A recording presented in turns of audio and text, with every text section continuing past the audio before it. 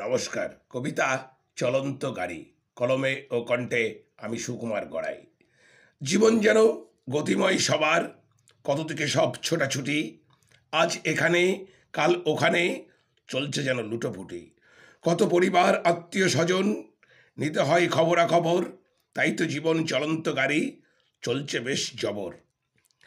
জেলা থেকে ভিন জেলা, কখনো বা রাজ্য ছাড়িয়ে, কত দিকে আছে আত্মীয় স্বজন, চলছে সবাই ঘর গড়িয়ে।